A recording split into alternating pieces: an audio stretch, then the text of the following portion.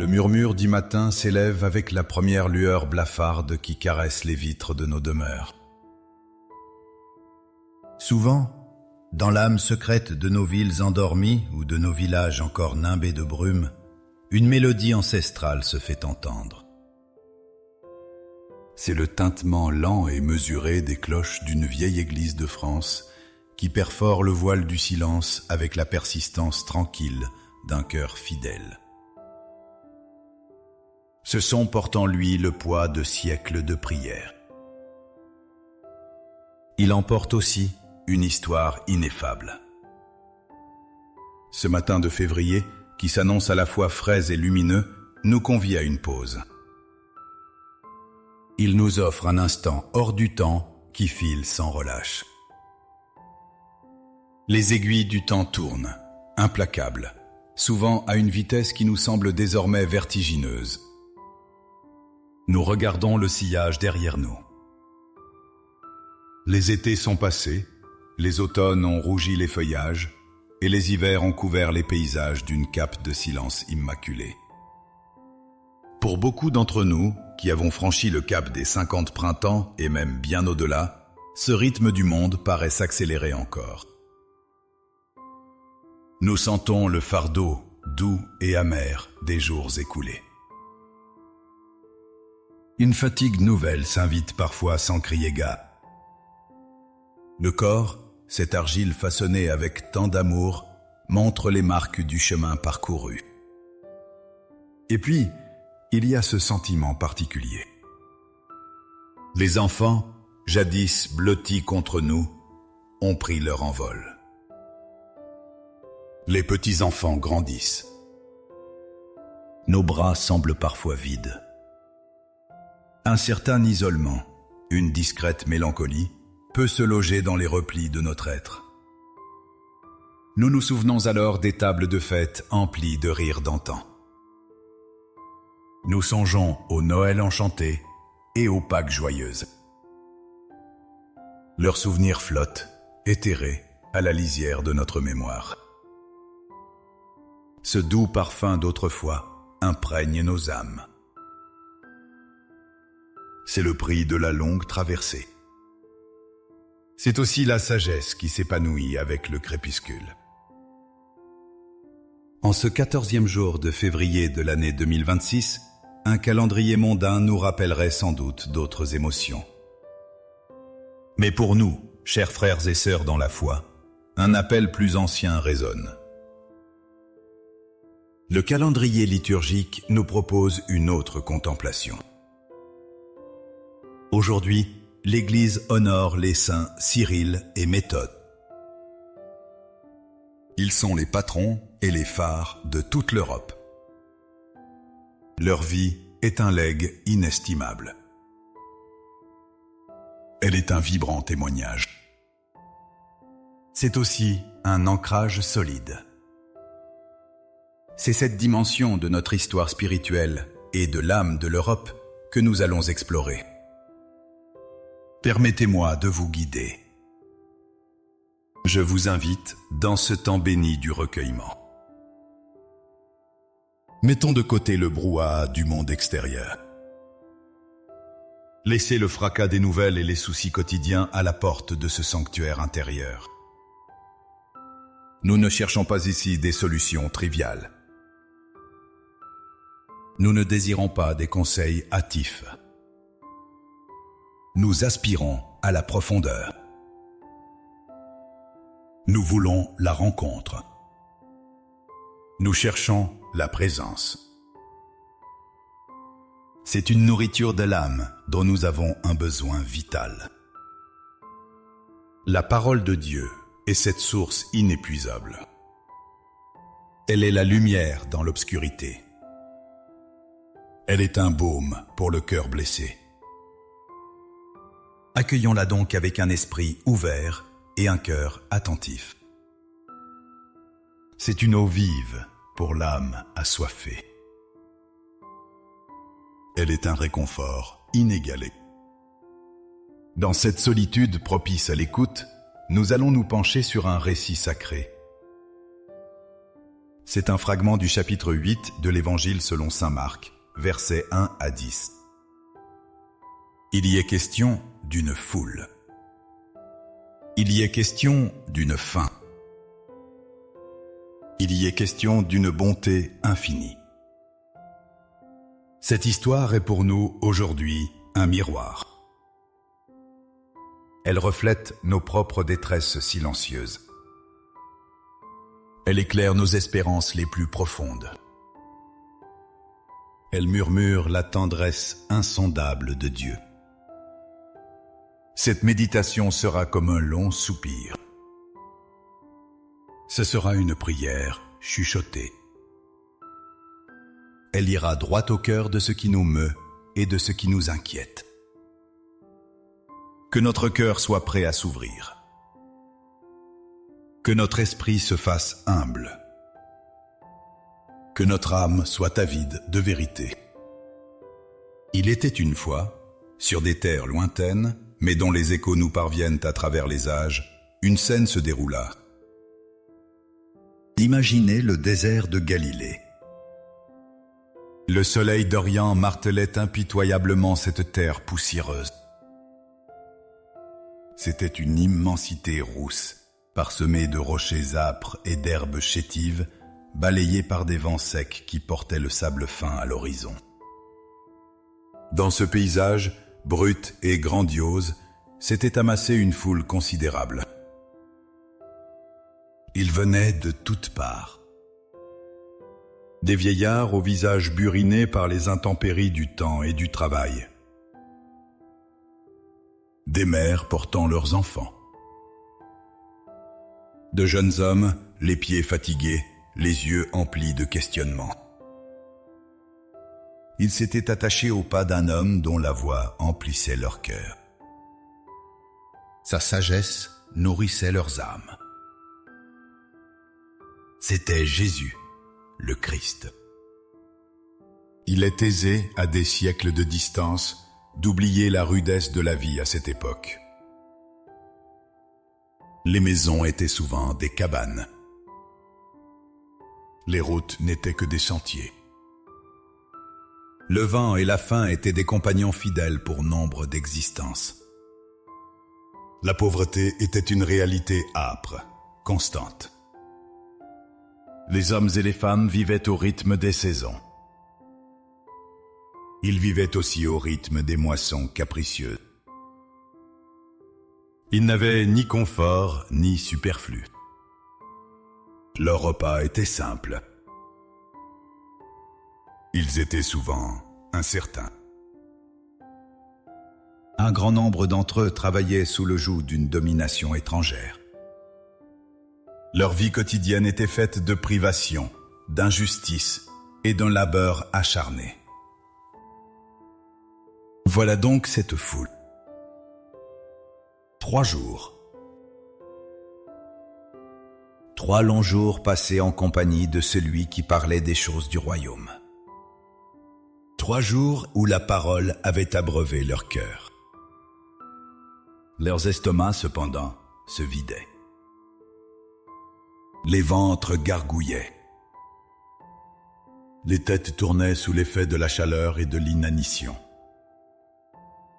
La poussière s'était incrustée sur leurs visages fatigués.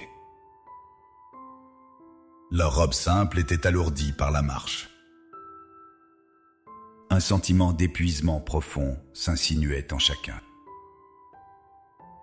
Leur voix, d'abord forte dans leurs questions et leurs exclamations, s'était muée en un murmure d'épuisement collectif. Leur regard était devenu plus lourd. L'espoir, à force d'attente, risquait de céder à la lassitude. Ils étaient sur le point de défaillir. C'est alors que Jésus, avec ce regard pénétrant qui le caractérisait, ce regard qui voyait au-delà des apparences et lisait les cœurs, s'adressa à ses disciples. Sa voix était calme, posée, empreinte d'une sollicitude palpable. « J'ai pitié de cette foule, dit-il. » Le verbe grec utilisé ici est puissant, splaxnizomai. Il signifie être pris aux entrailles, être bouleversé dans ses profondeurs viscérales. Ce n'est pas une compassion distante. C'est une émotion intense. C'est un amour qui résonne jusque dans les fibres les plus intimes de son être. C'est la miséricorde du Père qui s'exprime en lui. « J'ai pitié de cette foule, continua-t-il, car voici déjà 3 jours qu'ils restent avec moi, et ils n'ont rien à manger. Si je les renvoie à jeun chez eux, ils défailliront en chemin, car certains d'entre eux sont venus de loin. » Ces paroles, prononcées dans le désert aride, résonnent avec une urgence étonnante. Elles rappellent à chacun la dignité fondamentale de l'homme, dont la faim n'est pas seulement physique. Elle est aussi spirituelle, et c'est un lien sacré entre le corps et l'âme que Jésus honore. Les disciples, praticiens des choses du monde et habitués aux dures réalités matérielles, ne surent d'abord que répondre. « D'où pourrait-on les rassasier de pain ici, dans un désert ?» leur répliquèrent-ils. Leur perplexité était honnête. Le défi était monumental. Des milliers de personnes. Rien à l'horizon, sinon les pierres et le vide. Une angoisse sourde face à l'ampleur du besoin. Leur réaction est compréhensible. Elle est humaine. Qui n'a jamais été confronté à l'impossibilité d'une situation? Qui n'a jamais été assailli par le découragement face à l'immensité de la tâche? Leur réponse témoigne d'un manque de foi. Pourtant, elle révèle surtout leur honnêteté devant l'évidence. Mais Jésus, comme à son habitude, n'est pas arrêté par l'apparente insuffisance des moyens. Il pose une question simple, directe, comme une pierre jetée dans l'eau de leur doute. Combien de pain avez-vous? Ce n'est pas une accusation. C'est une invitation. C'est un appel à l'inventaire. C'est une demande de partage. Les disciples, après vérification, lui répondirent « 7 ». Une maigre poignée de pain, insuffisante pour quelques-uns. Mais c'est une offrande. C'est le début d'une possibilité. Jésus prend alors ses 7 pains. Ses gestes sont lents. Ses mains qui avaient béni tant d'enfants, guéri tant de malades, lavé tant de pieds poussiéreux, s'élèvent vers le ciel. Il rend grâce à Dieu son Père, le dispensateur de tout bien. C'est un acte de foi profond. C'est une reconnaissance inébranlable. Il partage. C'est l'essence même de son être. Il les rompt. Le son sec de chaque pain brisé doit avoir résonné dans l'air sec, un avant-goût d'un banquet éternel. Il les donne à ses disciples. Et les disciples les distribuent à la foule. Ce circuit de dons, de bénédiction et de partage est le cœur même de l'Évangile. Il y avait aussi quelques petits poissons. Les détails sont souvent essentiels. Jésus bénit également ces petits poissons, signe de l'abondance modeste mais suffisante de la mer de Galilée. Puis, il commande à la foule de s'asseoir. La dignité est restaurée. L'ordre revient. La communauté se reconstitue. Chacun s'installe. Dans un murmure, le mouvement parcourt l'immense étendue de têtes humaines. Assis sur l'herbe desséchée, les gens attendaient. Leur faim était criante. Mais leur patience est là. L'espérance s'accrochait à chaque miette distribuée. Ils mangèrent tous, à satiété. Le récit insiste, tous à satiété. Personne ne fut oublié. Personne ne fut renvoyé affamé. Chacun eut sa part. Chaque ventre fut comblé. Les murmures de la foule avaient cessé, remplacés par le doux bruit des mâchoires. C'était un silence nourri. Les visages fatigués se détendirent. Les yeux brillèrent de reconnaissance. L'épisode n'était pas un tour de magie. C'était une manifestation de la présence du royaume de Dieu au milieu d'eux. Ce royaume est un lieu d'abondance et de sollicitude. Ensuite, ils ramassèrent les restes. Le souci de ne rien gaspiller, cette économie divine, est toujours présente. Cette corbeille fut remplie des morceaux superflus. Une abondance encore. Preuve tangible. Plus qu'il n'y en avait au début. Plus qu'il n'en fallait pour les seuls besoins du moment. C'était une promesse pour l'avenir. C'était un témoignage vivant. Ils étaient environ 4000 hommes à avoir mangé. Sans compter les femmes et les enfants, probablement nombreux aussi. Un tel acte demeure gravé dans l'histoire des hommes. C'est une semence d'espérance lancée pour l'éternité. C'est la signature divine d'un amour inconditionnel. C'est la preuve concrète que Dieu se soucie de nos fragilités. Puis il les congédia et monta dans une barque avec ses disciples pour s'éloigner vers Dalmanutha. Le quotidien reprit son cours. Mais l'expérience demeura, profondément ancrée. Plongeons nos âmes, chers compagnons de route, dans la contemplation profonde. Que nous révèle cette scène de compassion? Elle nous montre d'abord le regard de Dieu. Ce regard n'est pas un jugement implacable. Il n'est pas une indifférence lointaine. C'est un regard d'une infinie tendresse. C'est celui du Père sur ses enfants.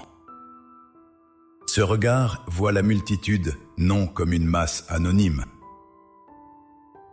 Il la voit comme un assemblage d'âmes uniques, blessées, éprouvées, ayant chacune leur histoire. Leur faim. Leur soif. Leur besoin de se sentir aimé. Jésus se tourne vers eux. Il s'en préoccupe avec une urgence bouleversante. Dieu n'est pas l'architecte lointain d'un univers parfait. Non. Il est le jardinier de nos âmes, veillant avec soin sur chaque pouce fragile. C'est le compagnon fidèle, marchant à nos côtés sur le chemin de notre vie. Même si parfois nos pas vacillent. Même si le sentier s'assombrit sous nos pieds. Il est celui dont la constance éclaire nos ombres. Sa présence est comme un roc dans le flux incessant des changements. Tandis que le monde se transforme sans cesse, et nous avec lui, sa fidélité demeure immuable. C'est un don inappréciable pour nous, les aînés. C'est la sagesse acquise qui comprend cette vérité. Nous qui avons vécu tant d'années, savons bien le vertige des cycles. Nous avons vu des empires s'effondrer. Nous avons vu des idéologies s'éteindre. Les visages aimés vieillissent. Certains disparaissent. Les paysages se modifient. Le monde se meut. Nos souvenirs même, parfois, se voilent d'une brume légère. Mais le regard de Dieu, lui, ne change pas. Son amour ne diminue jamais. C'est une promesse gravée dans l'éternité. C'est le roc de notre existence fragile. Il est important de méditer sur les symboles ici. La lumière d'abord. La lumière du soleil levant sur ce désert de Galilée. Puis, l'ombre douce du soir qui commence à poindre. La lumière symbolise la connaissance, la présence divine, l'espérance. L'ombre évoque nos doutes, nos peurs, l'incertitude. Le récit évangélique dépeint une traversée des... Mais la lumière de la compassion de Jésus transperce toujours l'ombre. Elle vient dissiper nos angoisses. Le pain ensuite. Le pain. Plus qu'une simple nourriture. C'est le corps même du Christ, offert en partage. C'est l'Eucharistie qui nous soutient. Le pain symbolise la vie, la subsistance. Il évoque le partage fraternel, l'alliance entre Dieu et l'homme. Le pain est sacré. Il nourrit nos corps et nos âmes. C'est le fondement de la vie chrétienne. Jésus prend le peu que les disciples possèdent. Il le bénit. Il le multiplie. Il le distribue. C'est l'expression même de sa divinité. Elle n'anéantit pas le don humain. Elle le magnifie. Cette capacité de magnifier nos faibles offrandes est le mystère de sa tendresse. Ce que nous pensons être insignifiant entre ses mains devient abondance. 7 pains. C'est un nombre plein de symbolisme biblique. Le nombre 7 évoque la perfection, l'achèvement, la plénitude divine. Comme les 7 jours de la création. Ou les 7 sacrements. Le Christ réalise une œuvre parfaite. C'est un don divin accompli avec une grande bonté. Ce n'est pas un Dieu qui exige. C'est un Dieu qui donne. Il n'est pas le grand horloger. Il est le bon berger. Ce dernier connaît chacun de ses brebis. Il les nomme une par une. Il va à leur recherche quand elles s'égarent. Il les nourrit quand elles ont faim. Et les brebis affamées, c'est nous. Nos âmes cherchent cette nourriture essentielle. Nos cœurs soupirent après cette reconnaissance. Le Christ ne demande pas aux hommes de produire du pain à partir de rien. Il prend ce qui est là, dans leur précarité.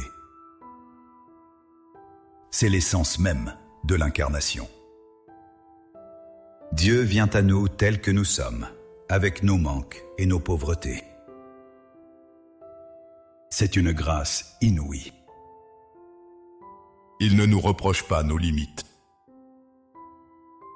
Il nous offre sa surabondance. N'est-ce pas là le plus beau portrait de la tendresse divine? Une tendresse patiente, attentive, toujours à l'œuvre.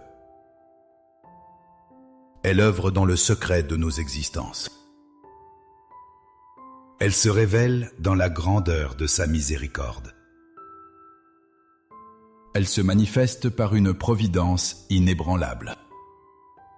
Il y a la discrétion de l'action divine aussi.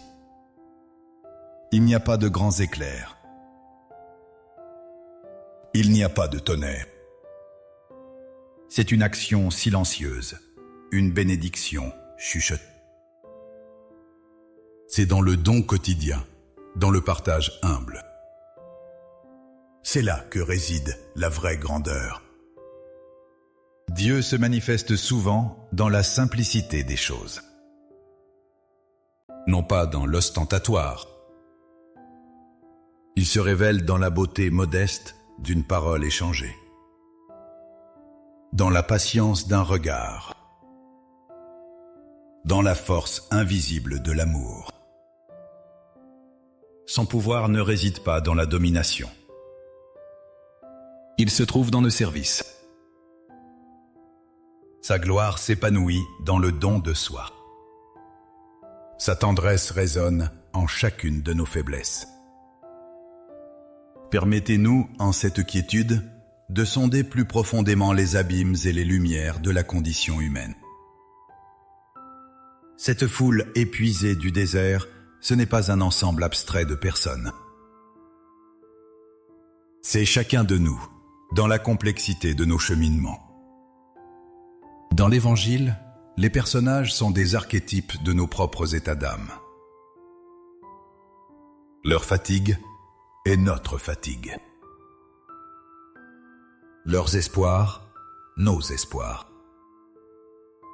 Combien de fois, nous aussi, avons-nous suivi le Christ à travers les déserts de notre vie? Il y a ces périodes de sécheresse spirituelle. Ces moments de doute qui étreignent nos cœurs. Les déserts de solitude, lorsque les voix familières s'éloignent et que le silence se fait pesant. Ces moments où l'on a l'impression d'être une feuille au vent. Ces traversées de deuil, de peines inconsolables, de trahisons cuisantes. Toutes ces souffrances de l'existence. Peut-être portez-vous, chers lecteurs, chères lectrices, le poids de regrets anciens. Ces mots que vous auriez voulu prononcer. Ces gestes que vous auriez aimé poser. Des chemins que vous n'avez pas pris. Des pardons que vous n'avez pas accordés ou pas reçus. Ce sont les échos d'une vie. Une vie faite de joie et de blessures. Ils persistent comme de vieux souvenirs amers. Ils parfois viennent troubler votre paix nocturne. Il y a aussi cette peur insidieuse. La peur de la maladie. La peur de la dépendance. La peur de ne plus être utile. La peur de l'oubli. Ce sont des fantômes du futur qui s'invitent parfois sans frapper à la porte de notre conscience. Ces appréhensions peuvent étreindre nos cœurs. Elles obscurcissent le chemin de l'âme. Certains parmi vous vivent peut-être une fin différente. C'est la fin d'une famille unie. Elle est peut-être fissurée par les disputes, l'indifférence ou la distance. Le chagrin de voir vos enfants s'éloigner des chemins de la foi. De les voir embrasser des valeurs étrangères. Cette fin d'unité est parfois profonde. Elle est douloureuse. Cette solitude du cœur, la sentir dans une famille qui n'est plus ce qu'elle était. Ou alors, c'est le sentiment d'être incompris. Le sentiment d'être un peu en décalage. C'est le poids d'une sagesse qui peine à se transmettre. Le Seigneur connaît toutes ces épreuves. Il connaît la lassitude qui s'infiltre dans vos os. Il voit l'ombre qui se dépose sur votre âme. Il voit cette tristesse muette que l'on ne peut dire à personne. Cette mélancolie que l'on dissimule souvent derrière un sourire. Ou alors, il voit cette blessure jamais guérie d'une enfance lointaine. Il comprend vos nuits blanches, vos pensées anxieuses, ces questions sans réponse qui martèlent le silence de la nuit, ces prières non entendues, ce sentiment de fardeau, toutes ces fatigues accumulées au fil des années. Jésus n'est pas là pour vous juger. Il est venu pour guérir. Sa compassion n'est pas un simple sentiment fugace. C'est une force agissante. C'est un baume. Il vient se poser sur nos plaies les plus secrètes. Ses mains se tendent vers nous. Non pas pour nous condamner, mais pour nous relever. Non pas pour nous blâmer de nos faiblesses,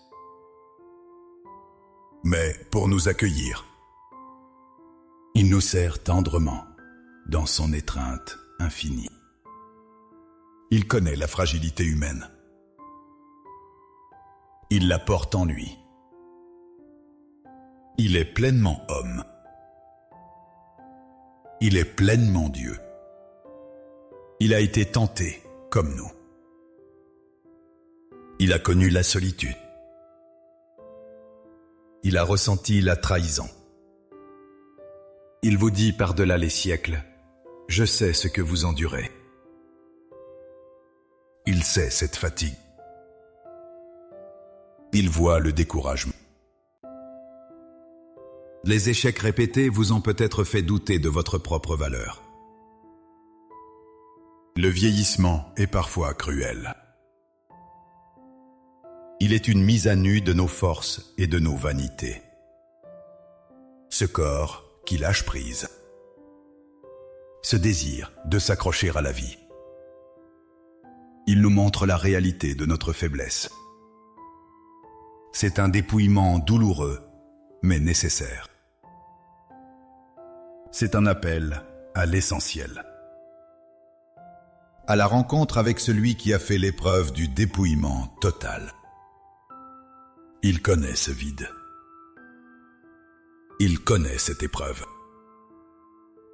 Alors, n'ayez pas honte de vos faims, qu'elles soient de chair ou d'esprit. Ne craignez pas vos peurs. Elles sont le chemin par lequel l'amour de Dieu peut s'infiltrer et se déverser. Vos incertitudes ne sont pas des preuves de faiblesse de votre foi. Ce sont des invitations à laisser plus de place à la grâce. L'important n'est pas de ne jamais chuter, mais de toujours se relever, de se tourner vers la source. Ce mouvement est un acte d'espérance. Comme la foule épuisée de Galilée, vous êtes invités à vous asseoir. S'asseoir, c'est se reposer. C'est cesser de courir après les chimères du monde. C'est reconnaître notre limite. C'est accepter d'être nourri. C'est laisser l'autre agir en nous.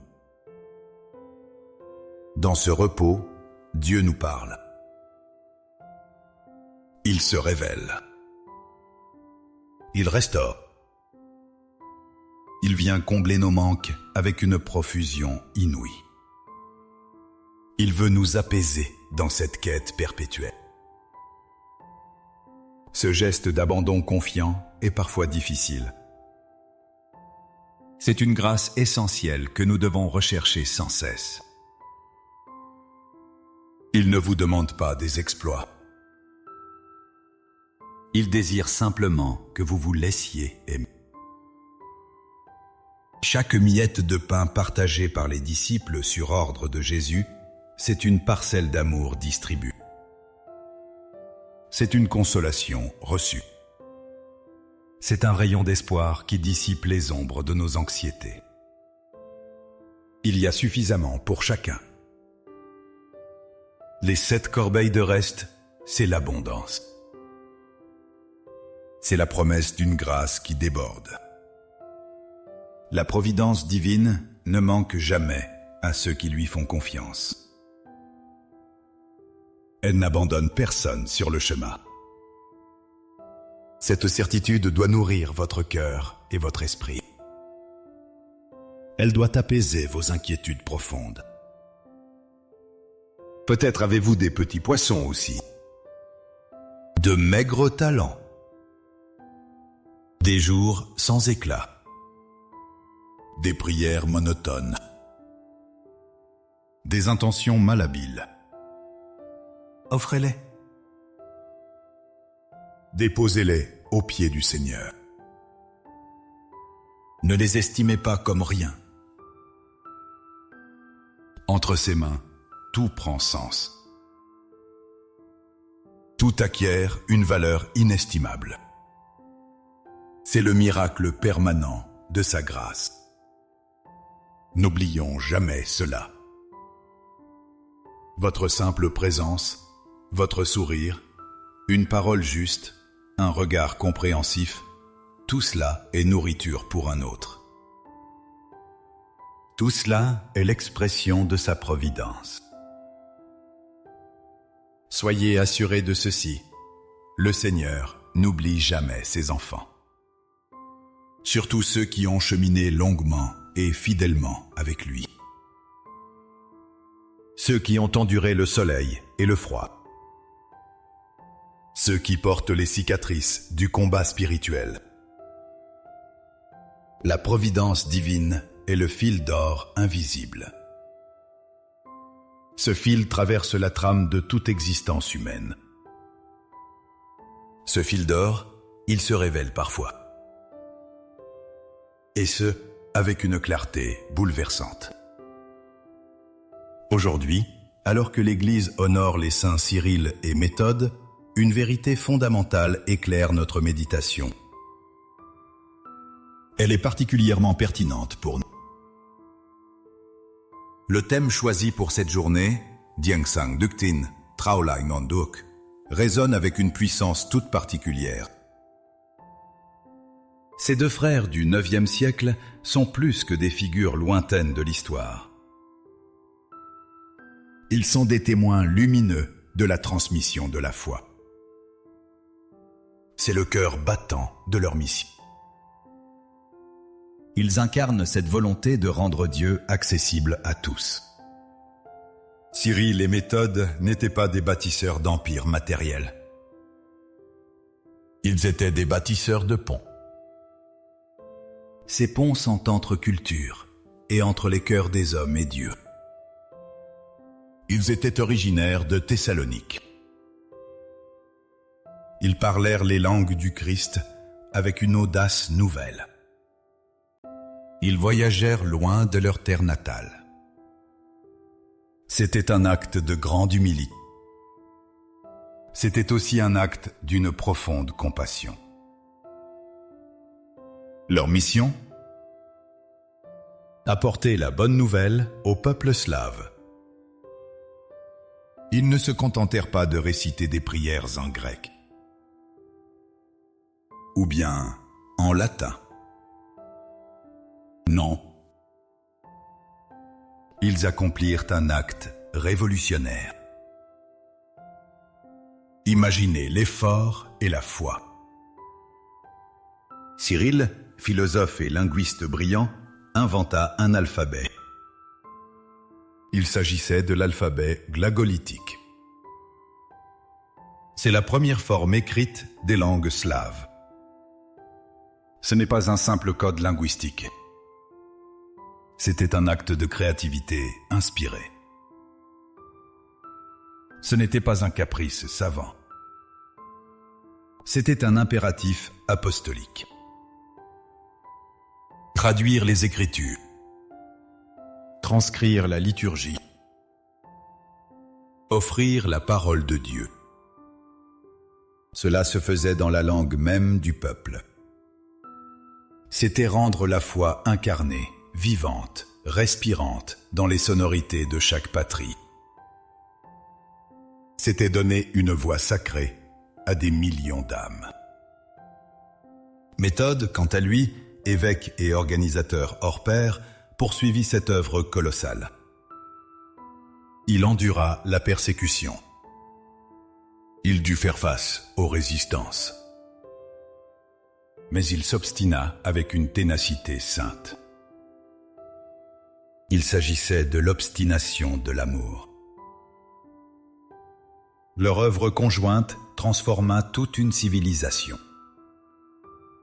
Elle a insufflé la lumière de l'Évangile. Elle créa des cultures et des identités profondément enracinées dans la tradition chrétienne. Les peuples slaves n'étaient plus seulement des auditeurs lointains. Ils étaient devenus des participants actifs.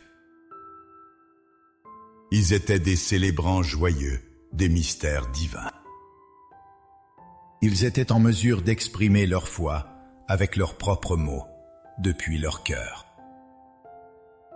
Chers amis, le destin de notre chère Europe, de notre chère France, semble parfois vaciller. La culture chrétienne s'est érodée. Elle est malmenée. Elle a perdu sa force apparente dans le tourbillon de la modernité. Cette civilisation est construite sur des milliers d'années de foi. Elle est bâtie sur les martyrs, les saints, les artistes, les penseurs. Cette même culture s'affaiblit. Elle se dilue comme un sel qui perd de sa saveur. Les fondations tremblent. Cela vous inquiète. Et c'est légitime. Vous êtes nombreux, ceux qui portent les traces d'un christianisme plus vibrant, à ressentir une mélancolie profonde. Une certaine angoisse pour l'avenir des jeunes générations. La déchristianisation est palpable. Elle laisse un vide. Elle suscite des questions lancinantes. C'est là que réside votre propre sacrement à vous, les aînés.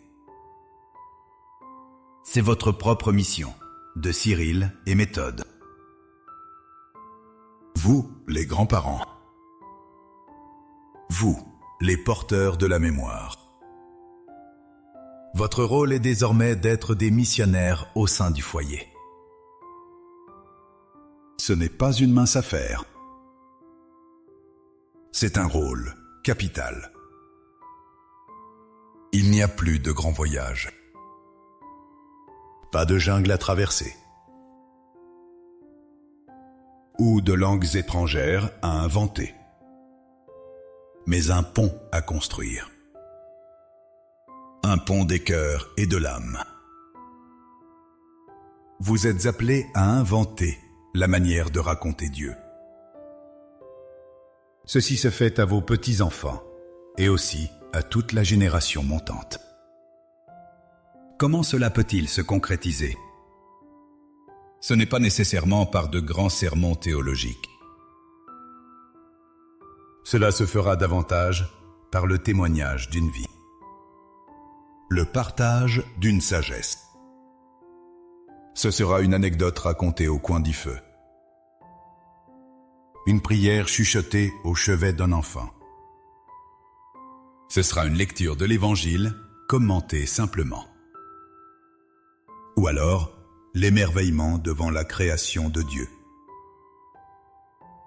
Un chant de Noël oublié. Le souvenir d'un pèlerinage lointain. Le parfum des bougies d'une veillée de Toussaint. Toutes ces choses que vous avez reçues, toutes ces vérités transmises par les aînés. Ce sont des fragments précieux d'une tradition vivante. Elles attendent d'être offertes à votre tour. Vous n'êtes pas des passeurs d'informations. Vous êtes des transmetteurs de vie. Vos petites histoires. Vos légendes de famille. Ces récits sont nimbés de sacré. Ils sont des occasions d'évoquer l'invisible. La générosité. Le pardon. La fidélité. Le miracle discret de l'amour de Dieu dans votre propre existence. Comme Cyril et Méthode ont donné des mots à un peuple silencieux devant la foi. Vous devez donner des histoires, des images, des ressentis. C'est le partage de cette lumière que vous avez en vous. Cette flamme intérieure vous a guidé toute votre vie. Il est temps de l'offrir avec délicatesse. Offrez-la avec amour à ceux qui vous suivent. Cette mission demande de l'audace, de la créativité, surtout une foi profonde. Cette foi n'est pas celle des concepts abstraits, mais la foi du cœur. La foi des mains ouvertes. C'est la certitude que Dieu agit toujours. Il agit par les humbles, par les petits, par ceux qui se laissent traverser par sa grâce. Soyez donc ces Cyril et Méthode de notre temps. Les pionniers d'un nouveau langage d'amour divin. Celui qui touche les jeunes cœurs. Ce langage nourrit leur soif secrète. Il n'est jamais trop tard pour aimer et pour témoigner. Il n'est jamais trop tard pour transmettre. L'Esprit Saint ne cesse d'inspirer des voix nouvelles. Faisons-lui confiance avec humilité et avec espérance. C'est l'Esprit Saint qui bâtit et qui consolide la transmission. Et maintenant, mes chers amis, dans cette paix qui nous a doucement enveloppés, je vous invite à clore vos yeux. Laissez-vous bercer par cette tranquillité intérieure. Permettez à votre respiration de s'apaiser. Que chaque inspiration apporte la sérénité. Que chaque expiration éloigne les soucis. Ne cherchez rien de particulier. Juste une rencontre profonde et silencieuse. Relâchez les tensions de votre corps, de votre front, de vos épaules, de vos mains.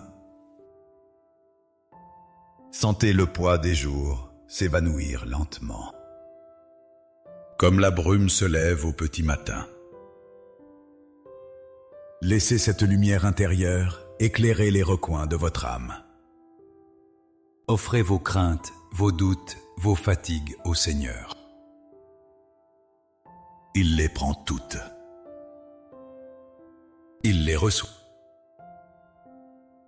Parlez-lui dans le secret de votre cœur. Chuchotez-lui ce qui pèse. Cette inquiétude pour vos enfants. Pour vos petits-enfants. Le souci de leur foi. Le chemin parfois chaotique qu'ils parcourent. La peur pour leur avenir. Ce silence religieux que vous observez parfois. L'éloignement de Dieu vous effraie. Déposez-les tous à ses pieds avec une humble confiance. Il vous écoute. Chaque mot est entendu. Chaque soupir est recueilli. Murmurez-lui également votre propre soif. La soif d'un sens renouvelé. D'une paix profonde et durable. La soif de sa présence chaque jour plus manifeste.